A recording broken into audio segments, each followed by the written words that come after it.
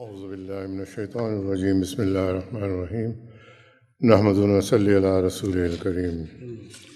I think in many ways the Khilafah, or when you talk of the Khilafah Rashidin, the most difficult one is the period of Ali radiallahu anhu. For reasons I think most of us will understand that with him came the end of the 30-year period of Khilafah, which Rasulullah sallallahu alaihi wasallam had predicted that the Khilafah will only last for 30 years.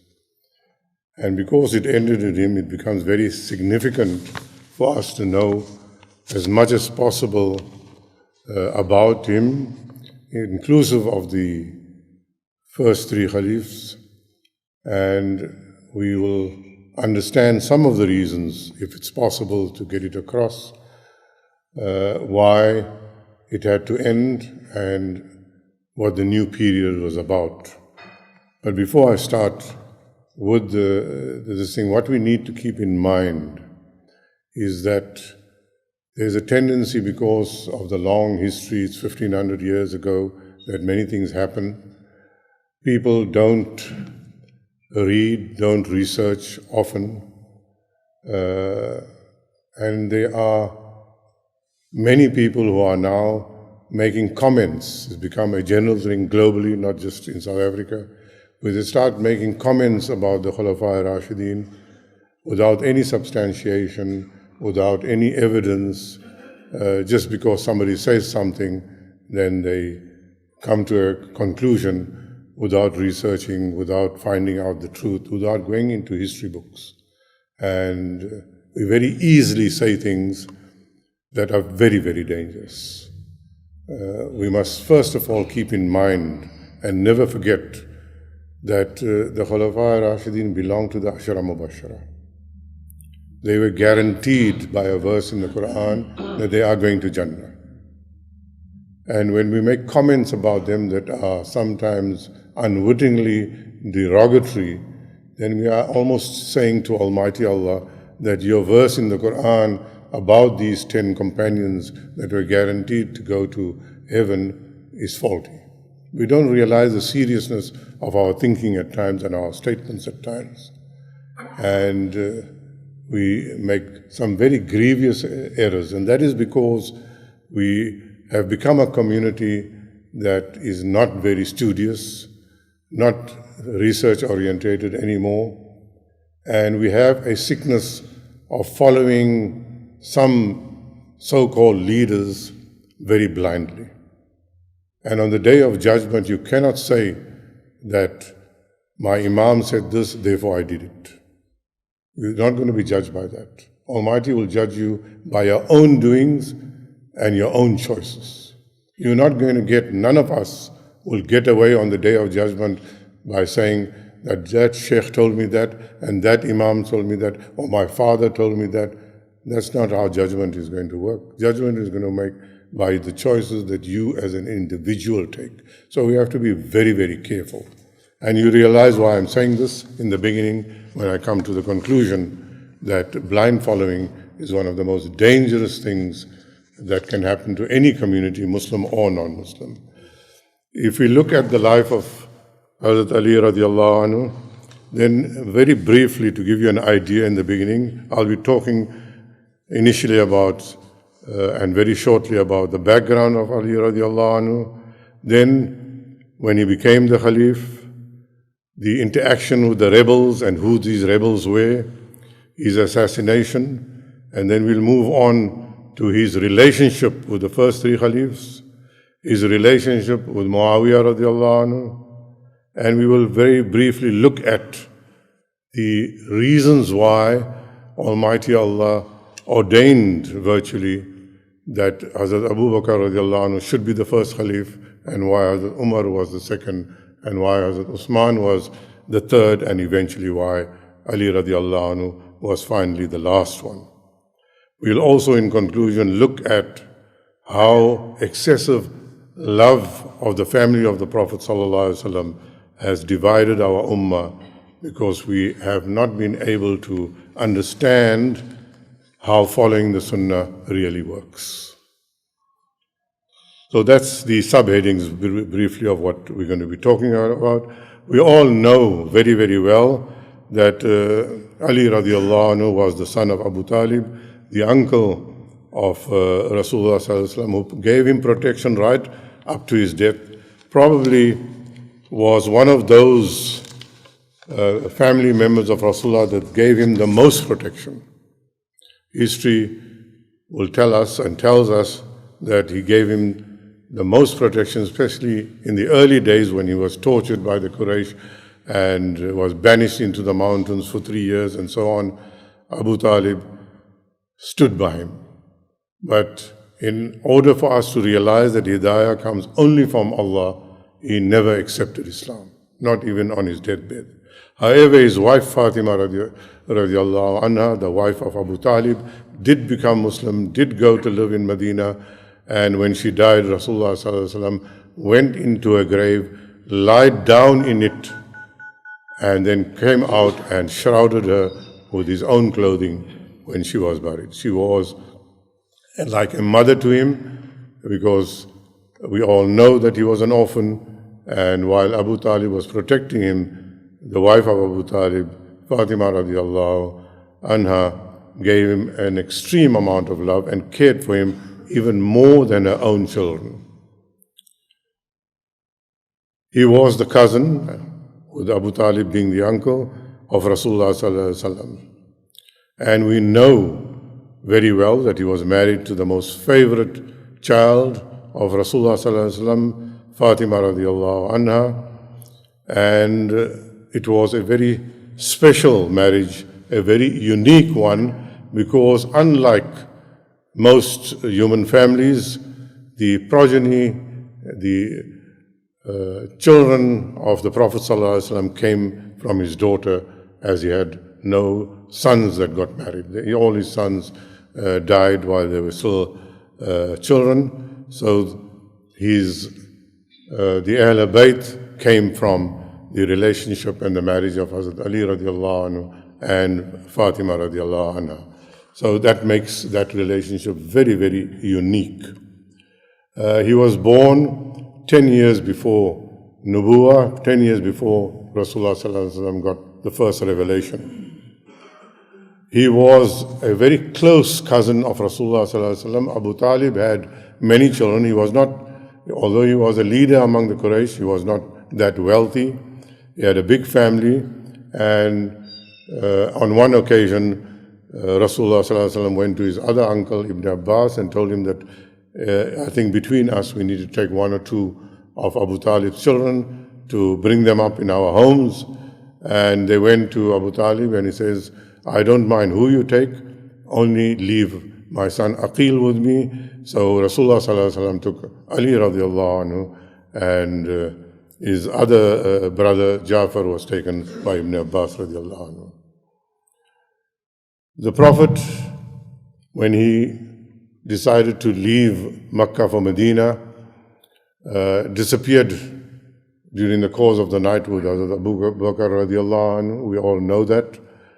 And he left Ali radiallahu anhu in his house and told him to sleep in the bed, which misled the Quraysh that were outside the house to think that the Prophet ﷺ was sleeping in his bed. And somebody did tell him that the Prophet ﷺ has already escaped, is left Makkah. They looked inside, they saw the bed was occupied, and they assumed that the Prophet was still inside. He instructed him that tomorrow when you are found, there are these different items kept in trust by me. Give it to the owners of those that gave these items to me. He gave him the names, and after that, when you find it appropriate in a day or 2, you can also migrate. And after 2 days, after Rasulullah left, he also left for Medina. He had taken upon himself during the life in Makkah, when people came searching for Rasulullah sallallahu alaihi wasallam, he would watch out, because he couldn't make it public They were under the threat of the Quraysh, and when outsiders came, they were very secretive about it. And one such incident was that of the famous companion Abu Zar Ghafari radiallahu anhu. He came from outside Makkah and Medina. He had heard of the coming of a prophet, and he came looking, but he had to be very silent about it. He knew that if he openly starts asking, they may hit him or kill him or whatever. And Ali radiallahu anhu was always on the lookout, and he realized first day, second day, and the third day he asked him that you are searching for something, you need to tell me, otherwise you won't find. Because Rasulullah sallallahu alaihi wasallam was not around very openly. He then realized that he's searching for Rasulullah sallallahu alaihi wasallam, and he told him that, look, you walk behind me because people mustn't know where we are going. You just walk behind me, and if I see danger, I will stand on the roadside as if I am passing water, and then you also make as if you are not following me. Eventually, they reached Rasulullah sallallahu alaihi wasallam, and Abu Zar Ghafari, one of the great companions who lived in great austerity, became a Muslim when he found Rasulullah sallallahu alaihi wasallam. He took part in all the battles with Rasulullah sallallahu alaihi wasallam, but after marriage, their life with Fatima radiallahu anha was one of extreme poverty. When we say extreme poverty, it means that sometimes, not just for 1 or 2 days, for a week or two, they simply had no food. Even when Hassan and Hussein radiallahu anhu were born, the children with their parents many a times used to starve. Rasulullah sallallahu alaihi wasallam used to visit them and then find out that the children are taken away by Hazrat Ali to distract them because there's no food at home. And Rasulullah sallallahu alaihi wasallam, being the Prophet, himself was not even able on occasions to provide food for them. On one occasion, Fatima radiallahu anhu came to visit the Prophet sallallahu alaihi wasallam, and she could not tell him directly, so she told Aisha radiallahu anha that, you know, things are bad, I'm becoming very, very weak, I can't cope with hunger and illness. Is there any way that you could ask the Prophet to give me somebody to help in the house? This was conveyed to Rasulullah sallallahu alaihi wasallam, and he said that the only thing that I can offer you, as a child of mine, I will not allow you to have a servant, but I will teach you something that will give you the energy to cope with your difficulties. And he taught her what we today know as Tasbih Fatimi, 33 times Subhanallah, 33 times Alhamdulillah, and 34 times Allahu Akbar. Or you can reverse that. Some hadiths say 34 times Subhanallah, and so on. So that was taught. Now we need to put this in context. Who was she? Who was Rasulullah? And yet that was the austerity, and that was what they were required to cope with. Rasulullah could have easily lifted up his hand, made dua, and he would have granted his prayer immediately. But he had to lead a life and set an example for us in order to follow, not just to show off to the world. These are examples that we take lesson from, and not that they didn't have, they used to give it away. Many a times, in fact, at no time would Rasulullah want to go to bed, even if there was one date left in his house. And we know from other hadiths that there were times when for 2 months there was nothing to cook, for there was no fire lit. And same lifestyle existed in the house of Ali radiallahu anhu. He took part in the Battle of Badr, was carrying the flag of the Muslims. He took part in the Battle of Uhud, and in that battle there was a slight setback of the Muslims, and Ali radiallahu anhu with Fatima radiallahu anhu gave protection and nursed the Prophet sallallahu alaihi wasallam. And at that time, our ladies were free to attend battles with all the requirements of hijab and whatever. They used to take part, and they used to nurse the Muslim soldiers. The only battle that he didn't go to was the Battle of Tabuk, because Rasulullah asked him to remain in Medina and to look after the family. Other than that, he used to go, and his skills in warfare were very, very well known. When the Prophet ﷺ passed on, the question of Khilafah came to the fore, and we all know prior to that Rasulullah ﷺ had given certain responsibilities to Abu Bakr radiallahu anhu, and had indications of which were very clear that he should be the person to take over from Rasulullah ﷺ. He was asked, when Rasulullah was very, very ill in the last day or two, to lead the congregation. He was asked to lead the prayers, and once when Rasulullah could come into the masjid, Rasulullah did not lead the prayer. He asked that Abu Bakr radiallahu anhu lead the prayers, but what the Prophet did, he sat next to him. He was leading Abu Bakr, and Abu Bakr radiallahu anhu was leading the congregation. That's how that prayer took place. He also asked Abu Bakr radiallahu anhu to lead the Hajj delegation and take the Muslims from Medina for Hajj at that time. So the role of Abu Bakr in becoming the first Caliph was very, very clear. And we can realize this choice. There is a link in the life of Rasulullah with what I'm saying about Abu Bakr radiallahu anhu.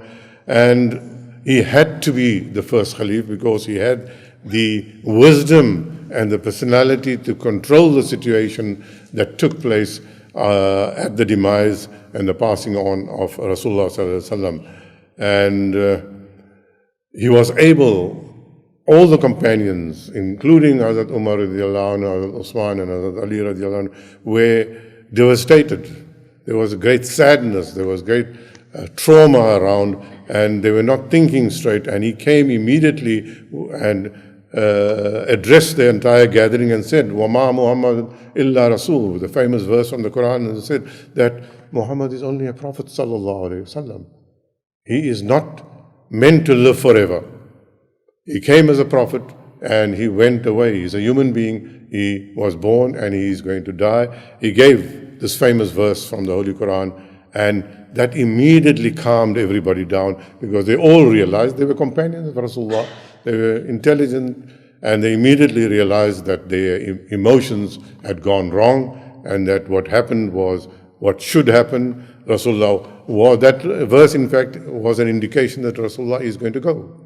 Similarly, the Surah Iza Jaa was an indication that the time of Rasulullah sallallahu alaihi wasallam is very, very near. And Ibn Abbas radiallahu anhu was regarded as the first mufassir of the Muslims. Immediately when the Surah Iza Jaa was revealed, started crying, because he saw in the meaning of that surah that it was a message that your time, that the Fatah is come, and the tribes of Arabia are becoming Muslims.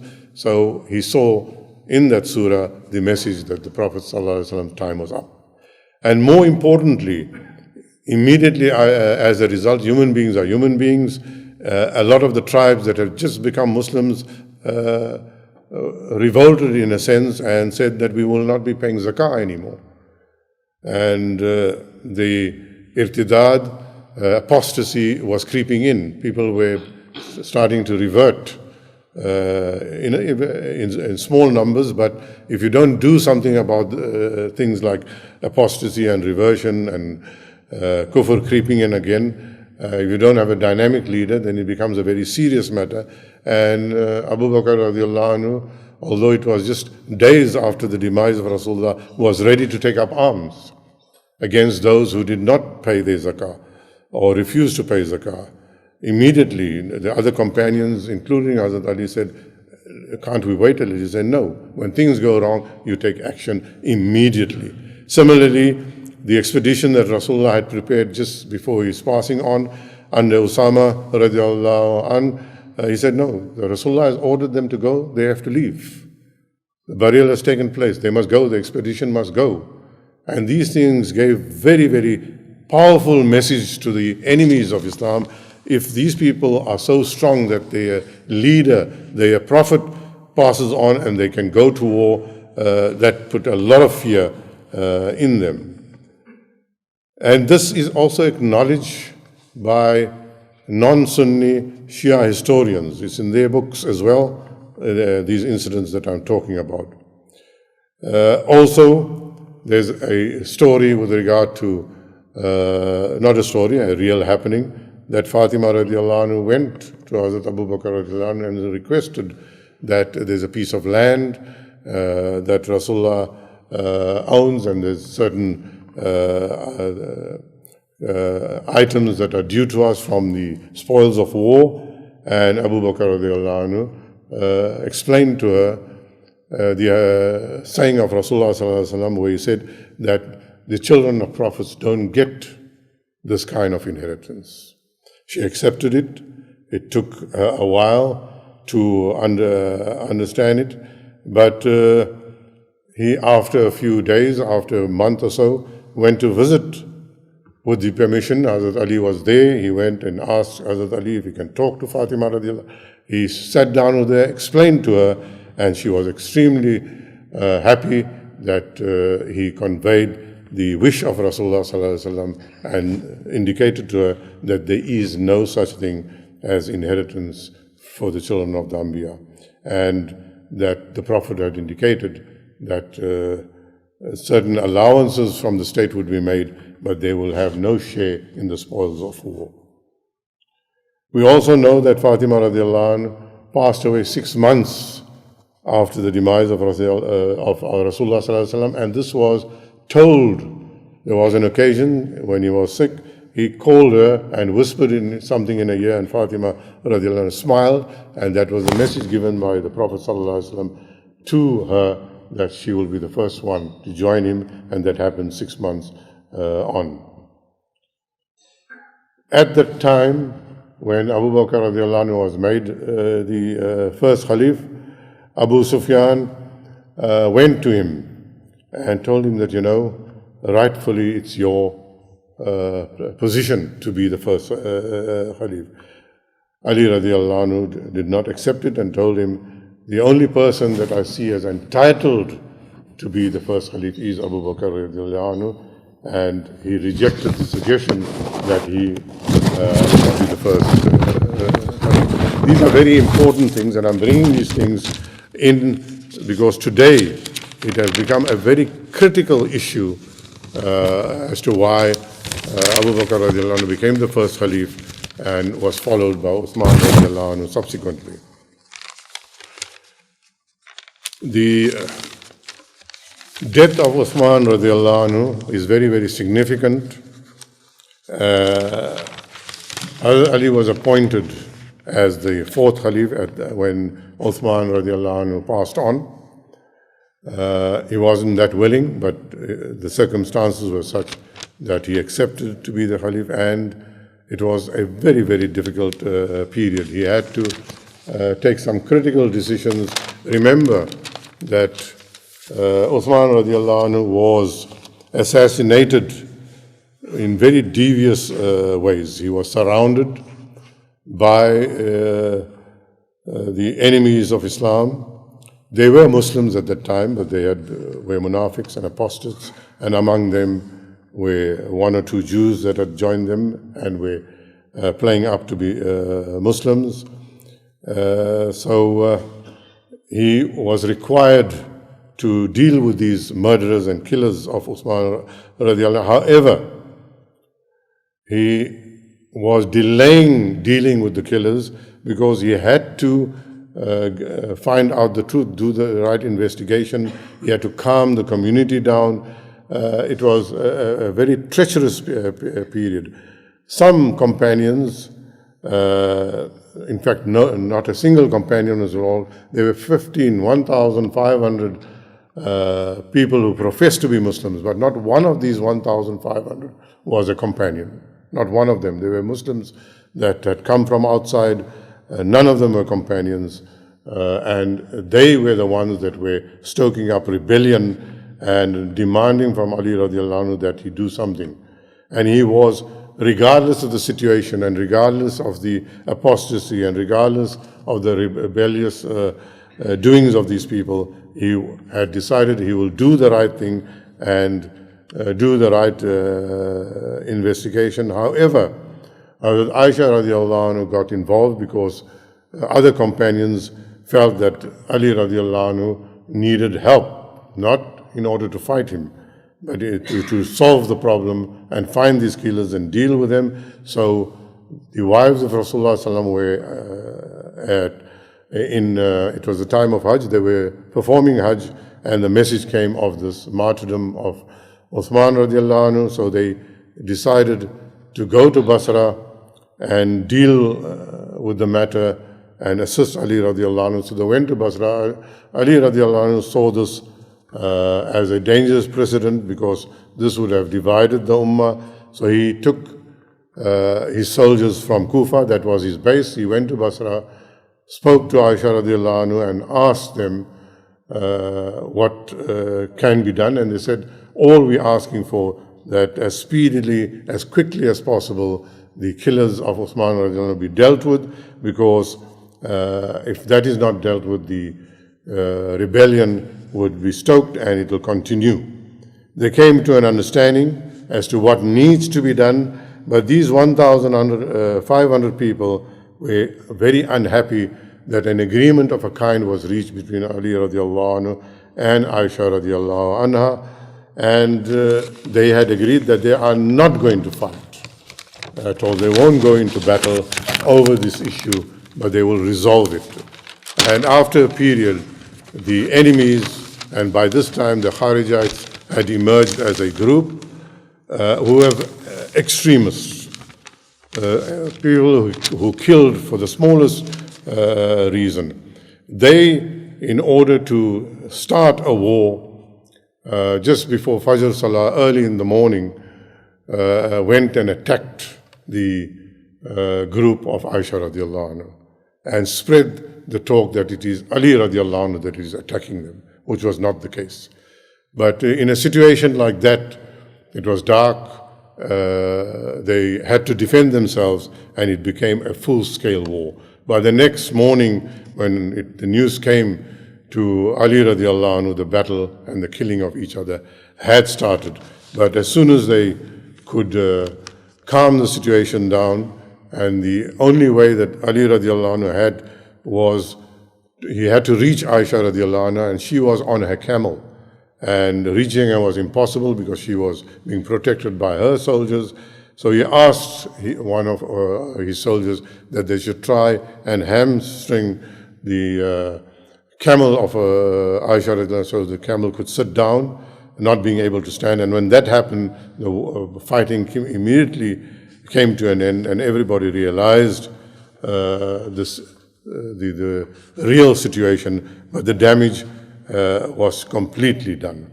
At that point, a few of these enemies of Islam and the enemies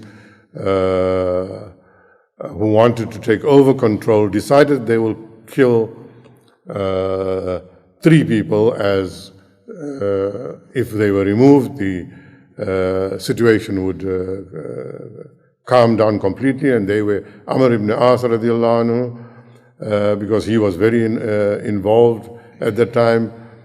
And they eventually came to some solutions, but in the meantime, Ali radiallahu anhu decided, because Muawiyah on the other side had rejected Ali radiallahu anhu's caliphate for very good reasons and misunderstandings at the same time, not in animosity. We must understand that very, very clearly.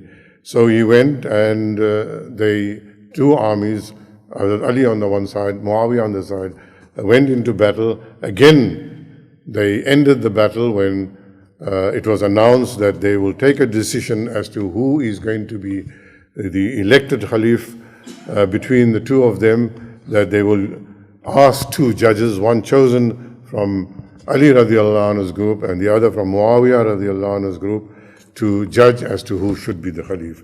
These 2 people were, one companion was Abu Musa, who came from Ali radiallahu anhu's side, and The other was Amr ibn As from Muawiyah's side. These two judges agreed that they will depose both the Khalifs, both Muawiyah and Ali radiallahu anhu. But circumstances not very clear.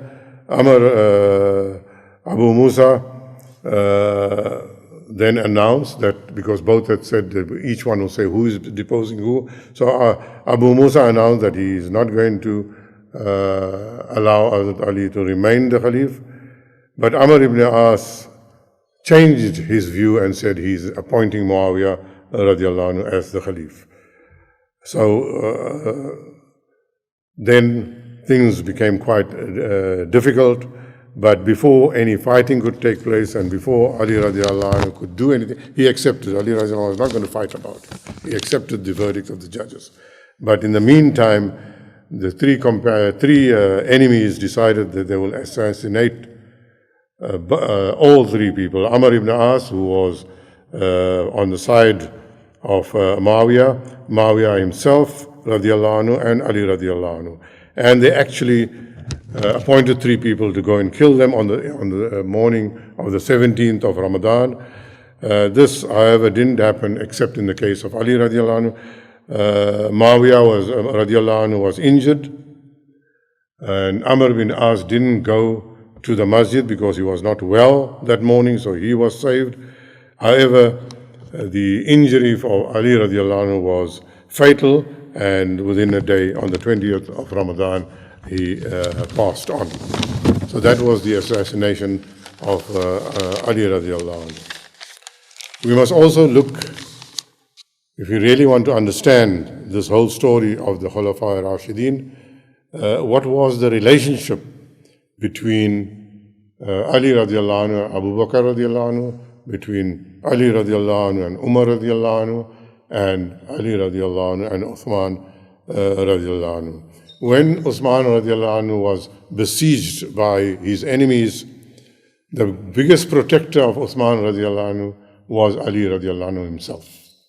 And he even ordered both his beloved sons, Hassan and Hussein radiallahu anhuma, to go and guard and protect Uthman radiallahu anhu.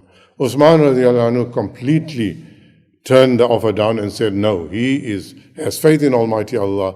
If he has to be assassinated, then so be it. But he does not want anybody's protection. Allah is his protector, and if it's Allah's will that he be assassinated, so be it. His house was totally surrounded for several days, but Ali radiallahu anhu was the only one that was sending water to him and trying to, and had the strength to reach him, because the enemies would not stop him and take care of him. However, eventually Uthman was assassinated, and the relationship was an extremely good one. Then the relationship with Umar radiallahu anhu, it was a very, very special one. Many people think that there was animosity, and that is based on propaganda of our enemies. When Jerusalem, one of the critical areas that Umar radiallahu anhu had to deal with was the Christians just outside the then Arab countries. And eventually the Muslims did conquer Jerusalem, and the Christians were willing to sign a treaty. Abu Ubaidah, the governor there, requested that Umar radiallahu anhu come and sign the treaty himself. Most of the companions felt that it is too dangerous. It's very unsettled times. Umar radiallahu anhu should not go, but Ali radiallahu anhu encouraged him to go because it was an extremely important historical event that the Christians, now you remember, it's not about Christianity and Christians, it was about the Roman Empire coming to its knees and signing a treaty. So in the context of a powerful Roman Empire coming to its knees and willing to sign a treaty, it was very important, and that was the wisdom time and again in the lifetime of Ali radiallahu anhu that has come to the fore, and he told Umar, you need to go and sign the treaty. And we know how important it was in our history that Umar radiallahu anhu went to Jerusalem and established, because the world at that time, that visit established the energy and the strength and the power of the Muslims, and we know that in the rule of Umar radiallahu anhu, how powerful the Muslim Ummah had become. The question of not loving the Ahlul Bayt should not even enter our minds, but unfortunately, down the line, down the centuries, these weaknesses has come to us. Once, somebody sent as gifts to all the companions very beautiful clothing from Yemen, but they were all adult clothing, and Umar radiallahu anhu very sad. And people asked him, "Why are you so sad today?" He said, "This wonderful clothing came, but there's nothing that I can give Hassan and Hussein radiallahu anhum because it's too big for them." However, he then wrote to the governor of Yemen and said, "I need clothing for the beloved grandchildren of Rasulullah sallallahu alaihi wasallam, so that I can hand it over to them. I can't see them not wearing some beautiful clothing when all the other the adults in Medina are wearing it." So that love was there all the time. Many a times he refused to take, when gifts were given and spoils of war came, Umar radiallahu anhu never took things for himself, but always offered it to the family of the Prophet ﷺ, and particularly Ali radiallahu anhu, and particularly Hassan and Hussein radiallahu anhum. He always gave them priority. He also allowed the children of Ali radiallahu anhu, and particularly Hassan and Hussein, wherever he might be, no matter who he was meeting from whichever part of the world, whichever leader was by him, he had told them that they have the right to walk into his chambers and visit him. And once Hussein radiallahu anhu didn't come one day, and he asked him, "What happened today? Why didn't you come?" He said, "But before me, as I was coming towards your door, I saw your own son Ibn Umar radiallahu anhu asking for permission, and you refused him permission. So therefore, I also turned away." And he said, "But Abdullah ibn Umar does not have the stature that you have. You don't have to ask for permission." Now, these are significant issues. We have to talk about it, because even people from the Ahl Sunnah wal Jama'ah are sometimes doubting these relationships that existed among the Khilafah Rashidin. Umar radiallahu anhu is known to have said, "Lawla Aliyun la halaka Umar." If there is no Ali, I will be totally destroyed. Always took Ali's advice, and our Hijri calendar was accepted by Umar radiallahu anhu on the advice of Ali radiallahu anhu. His love, the love of Ali radiallahu anhu for Abu Bakr, for Umar, was extraordinary. Usman radiallahu anhu was also married to the daughter of the Prophet sallallahu alaihi wasallam. In fact, two of the daughters of Rasulullah sallallahu alaihi wasallam were married to Usman. So you think Fatima radiallahu anhu wouldn't respect, and Ali radiallahu anhu wouldn't have love for the Khalifa who was married to two of his sister-in-laws. So we sometimes really miss understanding the relationship of the Khulafa Rashidin. We really have to understand that all the Ahlul Bayt, all the children of Hassan and Hussein, and all the children of Ali radiallahu anhu, even after the demise of Fatima radiallahu anhu, when he married others, they all had a very strong relationship. And among the Ahlul Bayt, the common names of their children and their grandchildren was Abu Bakr, Umar, and Usman. The most common name at that time given to their children, their great-grandchildren.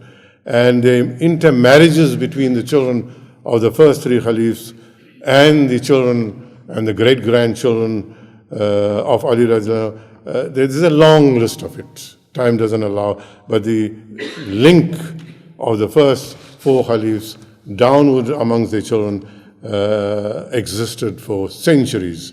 They always thought of themselves as one big family through all the marriage relationships that existed. I will now read to you the powerful speech that Ali radiallahu anhu gave when he was appointed Khalif. I think we can all learn so much from the speech that I am going to read the whole speech. Bismillah ar-Rahman ar-Rahim. After praising Almighty Allah, he said, Allah has sent down His book as the guide which elucidates the good and the evil. So adopt the good and reject the evil. Allah has made many things inviolable. Of these, the highest is the life of a Muslim. In other words, Almighty Allah has made so many things wrong that we must not do, and the highest of this is the life of a Muslim. We need to look after and protect each other. Allah has firmly integrated the rights of Muslims through Tawheed and sincerity, Ikhlas. He is alone a Muslim from whose hands and tongue all other Muslims are safe. Just look at today's context. Except that the religion and its law require any Muslim to be reproved and dealt with according to the law.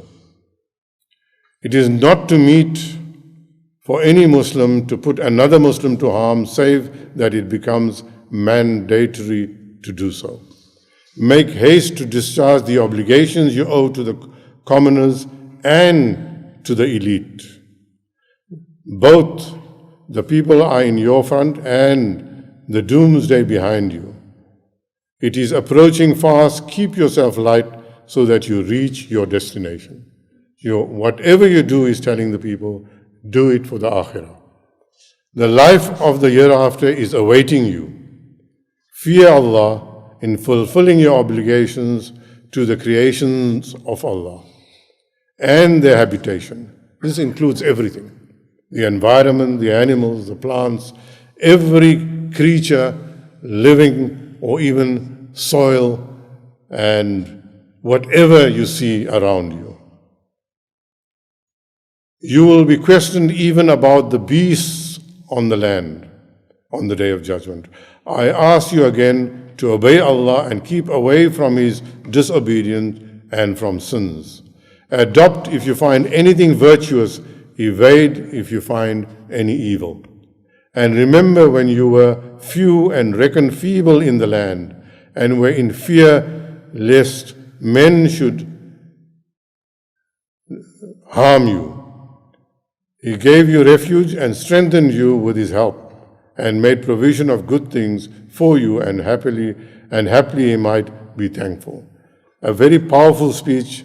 Its value in terms of the ability and the eloquence and the special qualities of speech that Ali radiallahu anhu, this is one of the classical literature speeches of the Muslims in Arabic.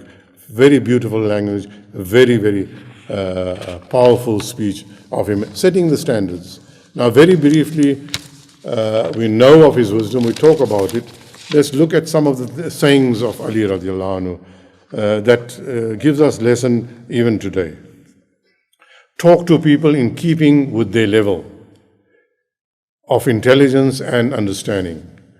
Would you like someone to reject Allah and His apostle? In other words, if you do not talk to people in the right language and with the right demeanor and with the right approach and in a way that they understand, don't be too intellectual if people are not that learned. Come down to the level of the people. Ali radiallahu anhu was a great proponent of that. Reach the people's hearts and souls through a language that they can grasp and they understand. Otherwise, the warning is you may drive them away. You may make religion seem a very difficult thing to practice. A patrician is thrown off balance when he is hungry, while a man low-minded gets ruffled when he is full up. So he's telling us that we must not allow people to be hungry, because hunger creates its own problems. And similarly, overeating and being full up creates its own problems. Give rest to the hearts by finding judicious anecdotes for them, since the heart also gets tired and bored like the body. The key word here is judicious anecdotes, not the pleasure that we seek. Sometimes our modernists use these sayings of the companions or of Rasulullah and of Hazrat Ali and say, no, we're supposed to have entertainment. But we need to understand what is good entertainment and what is not good entertainment. And not the modern churches which, without any doubt, whether I'm out of line here or not, the new churches are the sports stadiums of the world.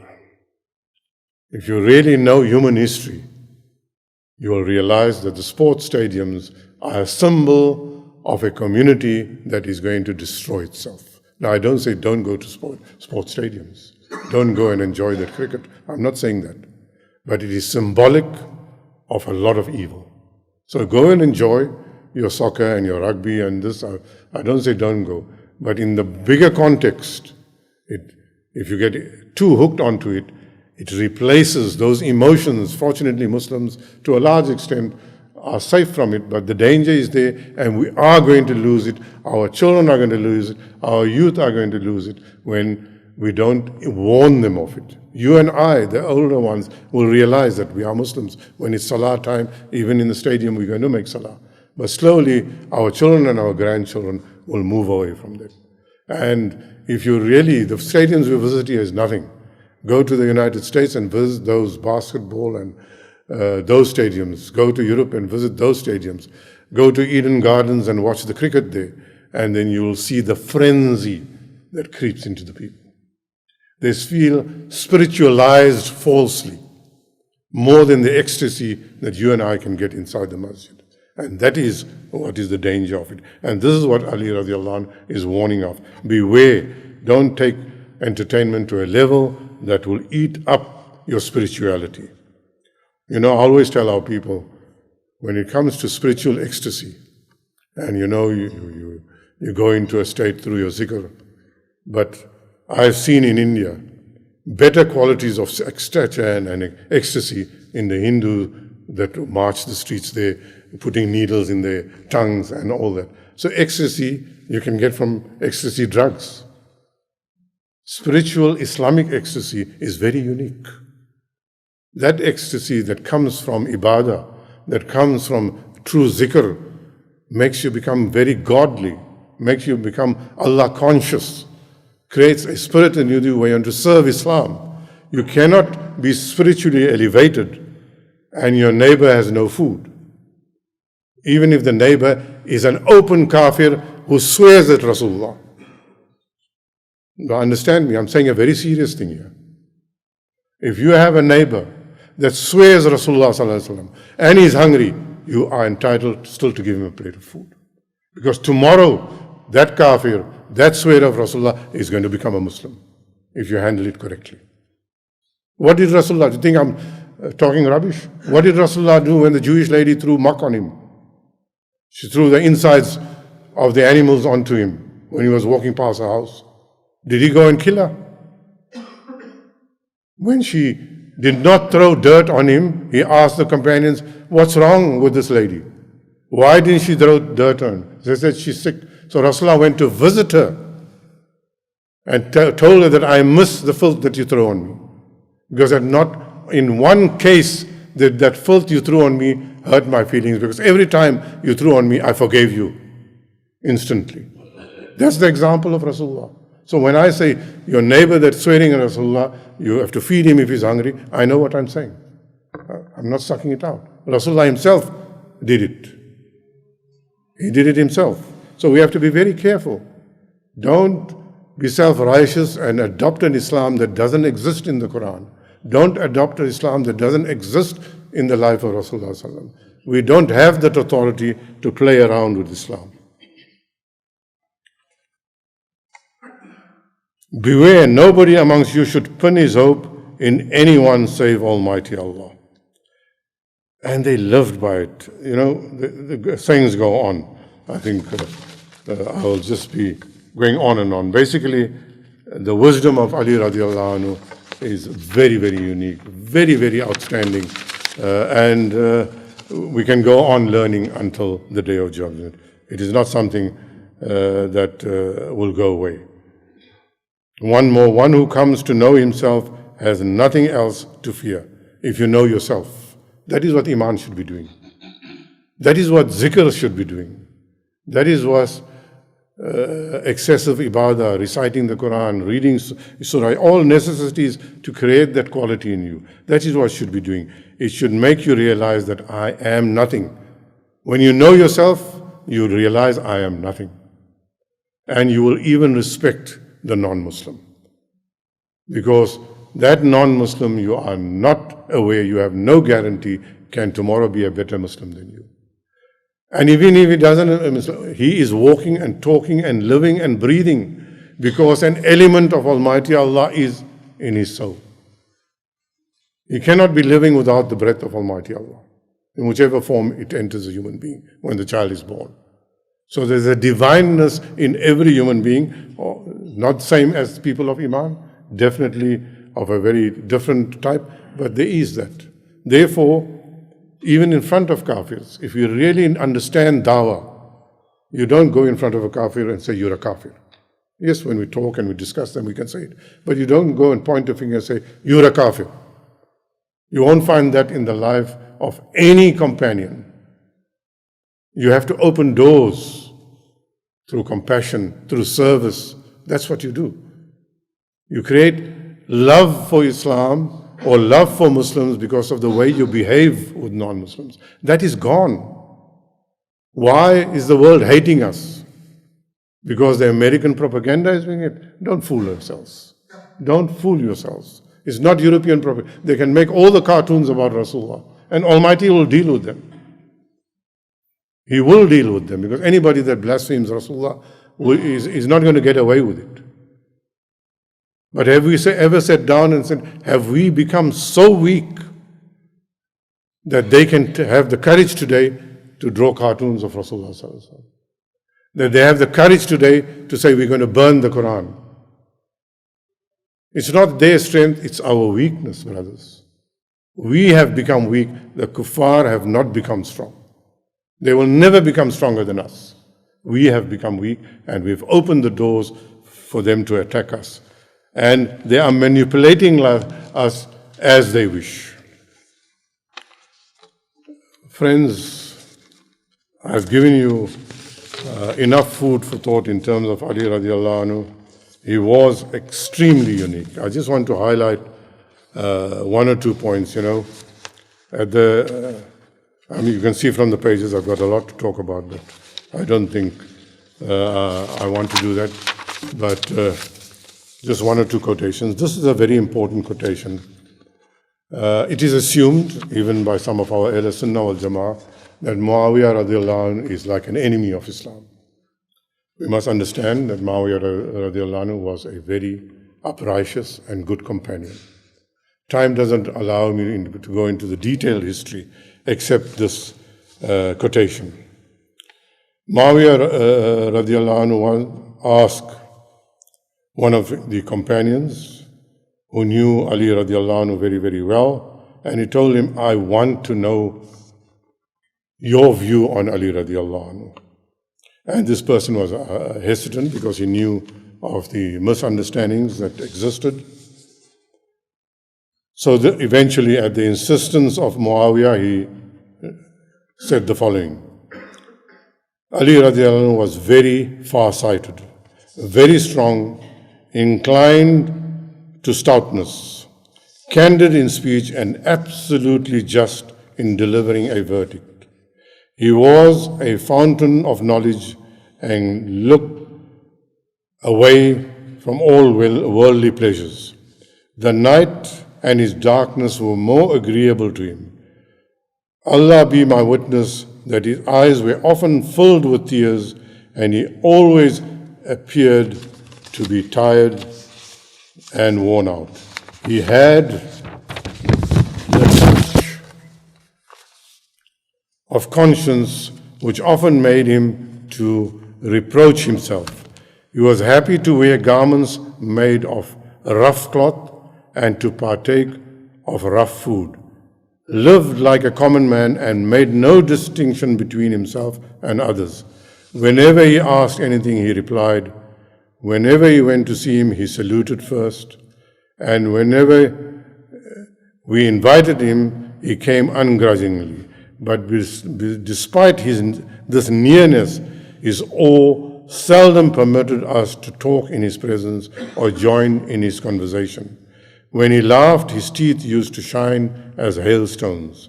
He respected the pious and loved the poor. No man of influence or authority could hope to achieve any undeserved gain from him, nor the weak ever gave up hoping of obtaining justice from him. I declare to Allah that I have seen him often after the nightfall, standing on the prayer mat, holding his beard and weeping bitterly. I have heard him sobbing and lamenting. It seemed as if he had been stung by a scorpion or a snake. I can still visualize him saying, "O world, dost thou want to entice me away? Have you brought your charms for me? Away, away with you. Go about your business and deceive somebody else. I have already divorced you thrice. O world, your pleasures are transitory, your life is short, and your allurements are unreliable and dangerous. Alas, I have but little provisions. The voyage is long and the route is extremely perilous."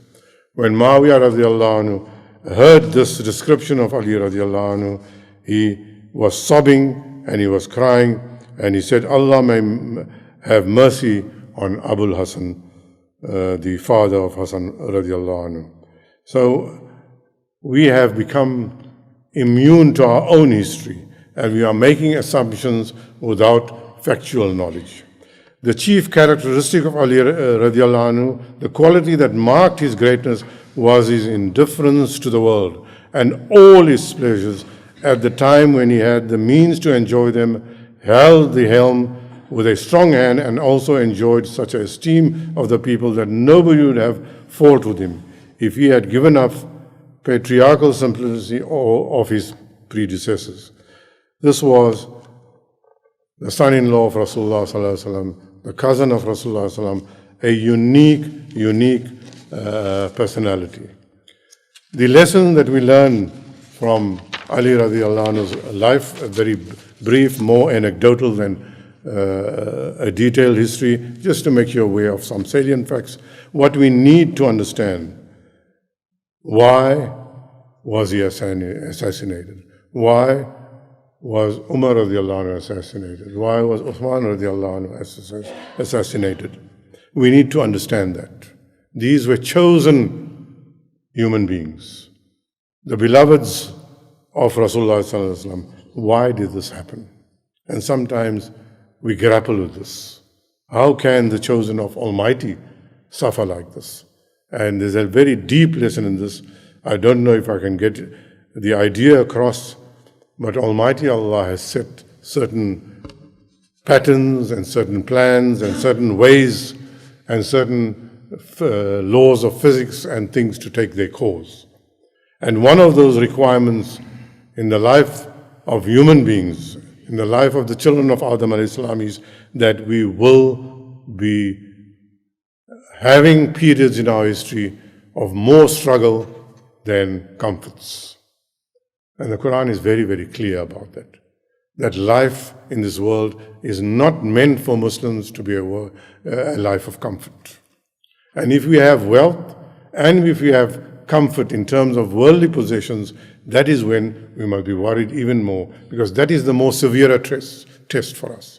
When you're poor, we know you are tested. When you don't have, you know you are tested. When you are, your home is broken in and you are killed and you are harmed in many, many ways by different social groups, by societies, and more particularly by tyrant governments, then we stretch our hands and we feel, has Almighty Allah forsaken us? Almighty never forsakes human beings, not even the kuffar. If the kuffar were forsaken, they would have no food, they would have no water, they would not enjoy comforts. In fact, for them, the dunya is their comfort. So if we're going to judge our success as a ummah by comforts, then that's the biggest mistake we are making. So struggle is embedded.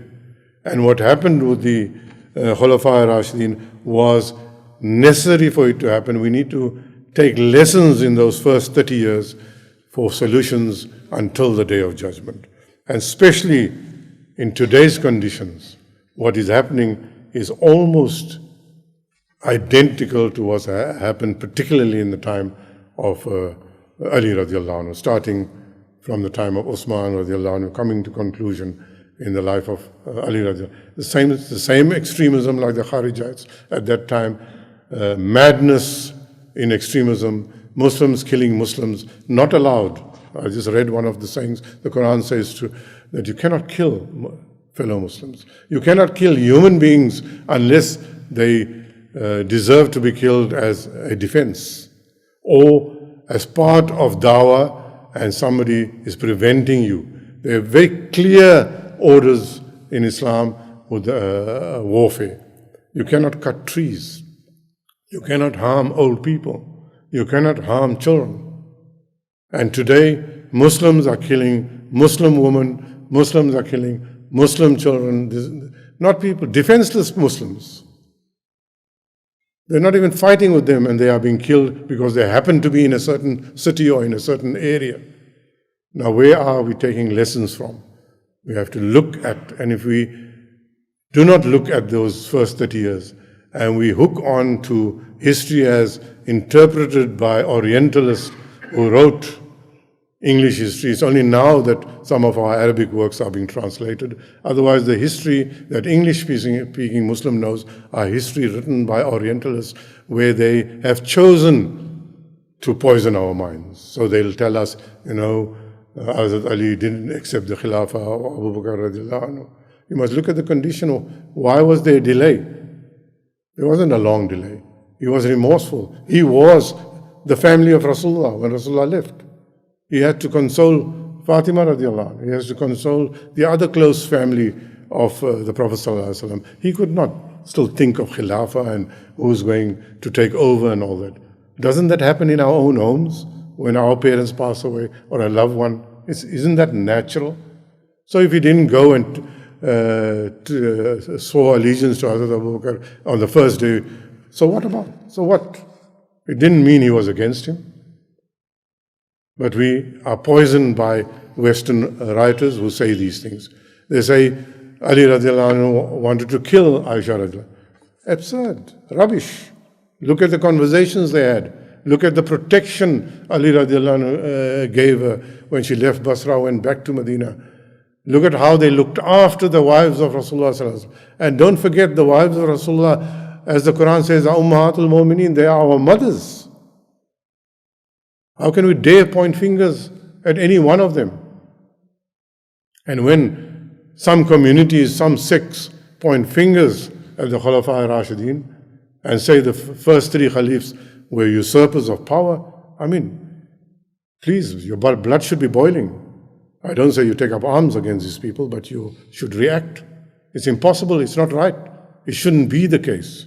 And that's the statement I want to make in conclusion, that one of the diseases or one of the greatest requirements of this ummah is, along with the Quran, to follow the Sunnah of Rasulullah sallallahu alaihi wasallam. Without the Sunnah, there can be no Islam. Without the Quran, you all know there will be no Islam. But the Quran cannot be practiced without the Sunnah. So we have to be very, very cautious, very, very alert that the Sunnah is critical, and the Sunnah does not allow us to choose somebody from the family of Rasulullah and elevate them to a position higher than that of all the Anbiyas and even higher than that of Rasulullah sallallahu alaihi wasallam. And that is what the Shia community has done, and we need to be alert. The love of Rasulullah cannot be removed or belittled because we love Ali radiallahu anhu or because we love Fatima radiallahu anha, or because we love Hassan and Hussein. We do love them. We love them substantially, but they cannot. Our love for the family of Rasulullah, for the Ahl Bayt, Hassan and Hussein radiallahu anhu, we should die for them, we should have this thing, but they cannot be greater than Rasulullah. Sallallahu alayhi wasallam is the greatest. And this is critical for this age, that nobody should belittle. Those cartoons are nothing in comparison to belittling the stature of Rasulullah and saying that Jibreel alayhi salam came by mistake with the revelation to him and he should have gone to Ali radiallahu anhu. What absurdity. So the love of a companion can never ever replace the stature of the love. We must love the Ahl Bayt. And in conclusion, one of the key things in education that is required of Muslims and comes from the sayings of Rasulullah, so the first thing when a child is born, we know we give azan, we teach them the word Allah. And strangely, one of the good or one of the bad habits is a lot of people, I'm involved in schools, they come and tell you, he swore. Why are you happy? He swore. You should come and say, I'm happy. He said, Allah. That's the first word. Parents get happy. They can't khafluk. Come on, people. That's not a joy. Speech so Allah is the first word. Muhammadur Rasulullah. And if you want good children, or you want your children to grow up, teach them through stories. Children love stories. To love the Prophet sallallahu alaihi wasallam. And immediately with Rasulullah, the entire Ahl Bayt, teach them about Hassan and Hussein radiallahu anhu, teach them about Fatima radiallahu anhu, teach them of those sacrifices, teach them about hardship. Don't allow your children to grow in excessive comfort. You can give them as much as if Almighty has given, don't deny your children, but make them aware of the lives of the companions, make them aware, as Rasulullah has asked us, in particular about his own children, about Hassan and Hussein radiallahu anhu, and all, the entire family. The lineage of the Ahl Bayt is very much intact up to today. You can trace many of the offspring of Ali radiallahu up to today. There are families that haven't been touched. They're still pure.